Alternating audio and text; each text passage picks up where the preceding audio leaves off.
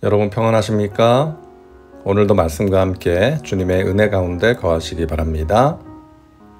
오늘 말씀은 빌립보서 2장 1절부터 11절입니다. 오늘 본문 2절부터 4절을 보면 빌립보 교회를 향한 바울의 마음을 알 수가 있는데요. 먼저 2절입니다. 마음을 같이하여 같은 사랑을 가지고 뜻을 합하며 한 마음을 품어. 나는 여러분들이 사랑 안에서 뜻을 같이하여 한 마음을 품기를 원합니다 라고 말하는 것이죠. 3절 아무 일에든지 다툼이나 허영으로 하지 말고 오직 겸손한 마음으로 각각 자기보다 남을 낮게 여기고, 무슨 일을 하든지 다툼으로 하지 말고 겸손한 마음으로 나보다 남을 낮게 여기는 모습이 있으면 좋겠습니다 라고 말하는 것입니다. 4절이죠. 각각 자기 일을 돌볼 뿐더러 또한 각각 다른 사람들의 일을 돌보아 나의 기쁨을 충만하게 하라. 자기의 일뿐만이 아니라 다른 사람의 일도 돌보아 주시기 바랍니다. 그러면 제가 기쁠 것입니다 라고 말을 하는 것입니다. 자, 바울이 왜 이런 말을 하겠어요? 빌립보 교회 안에 하나 되지 못해서 다툼이 있고 자기만 생각하는 모습이 있었기 때문이죠. 이런 모습이 빌립보 교회에만 있었던 문제가 아니죠. 연약한 인간들이 모인 이 땅의 모든 교회에 존재하는 문제입니다. 이런 문제들을 극복하고 주 안에서 기쁨의 교제를 나누기 위해서 필요한 것이 있다고 바울이 외치는 것입니다. 그것이 무엇입니까? 5절에 나옵니다. 너희 안에 이 마음을 품으라 곧 그리스도 예수의 마음이니. 그리스도 예수의 마음이 우리에게 있어야 한다는 것이죠. 자, 그렇다면 그리스도의 마음은 구체적으로 어떤 마음입니까? 6절부터 8절에 나옵니다. 그는 근본 하나님의 본체시나 하나님과 동등됨을 취할 것으로 여기지 아니하시고 오히려 자기를 비워 종의 형체를 가지사 사람들과 같이 되셨고 사람의 모양으로 나타나사 자기를 낮추시고 죽기까지 복종하셨으니 곧 십자가에 죽으심이라. 자, 우리가 품어야 하는 예수님의 마음 두 가지를 말씀하고 있죠. 첫째는 겸손입니다. 사람의 모양으로 나타나사 자기를 낮추시고, 예수님께서 자기를 낮추셨는데 얼마만큼 낮추셨어요? 하나님과 동등하신 분이 사람이 되실 만큼 낮추신 것입니다. 어떤 분이 이 사실을 오늘날 우리의 눈높이에 맞게 설명을 하시던데요. 집에 개 키우신 분 많잖아요. 가족처럼 자식처럼 키우죠.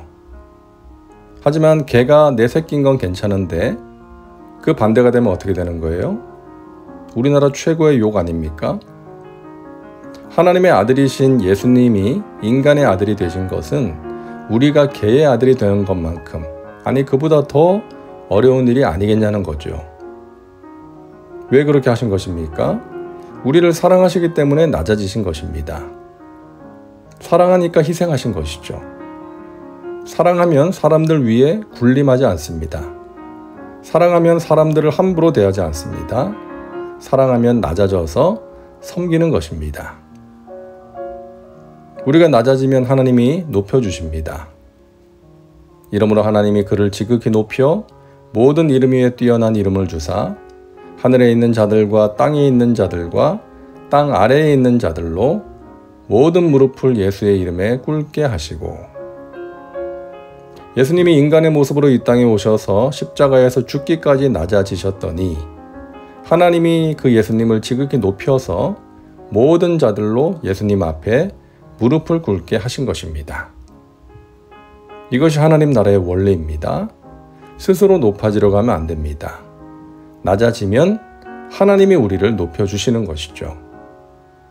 무릇 자기를 높이는 자는 낮아지고 자기를 낮추는 자는 높아지리라. 또한 낮아져야 쓰임받습니다. 모든 입으로 예수 그리스도를 주라 시인하여 하나님 아버지께 영광을 돌리게 하셨느니라.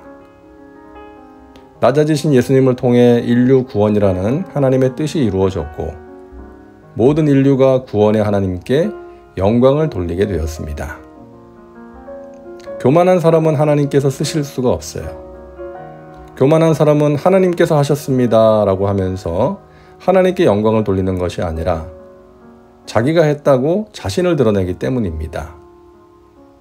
교만한 사람은 자기가 잘난 줄 알고 다른 사람에게 상처를 주기 때문에 하나님이 쓰실 수가 없는 것이죠. 겸손한 사람이 하나님 나라를 위해 귀하게 쓰임 받는 것입니다. 우리가 어떻게 겸손한 사람이 될 수 있습니까? 겸손하려고 노력해서 되는 게 아니죠. 날마다 하나님 바라보며 살면 겸손하지 않을 수가 없는 것입니다. 하나님 앞에서 나 자신을 보면 부끄러운 것뿐인데 무엇을 자랑할 수가 있겠어요? 내 안에 교만이 있지는 않은가 자신을 살피고 오직 하나님만을 높이는 영성을 가지고 살아가시기를 바랍니다. 자, 둘째로 우리가 품어야 하는 예수님의 마음은 복종입니다. 자기를 낮추시고 죽기까지 복종하셨으니 곧 십자가에 죽으심이라. 예수님은 죽기까지 복종하셨습니다. 하나님의 아들이신 예수님이 사람의 모양으로 이 땅에 오셔서 고난의 길을 가신 것은 놀라운 복종이죠.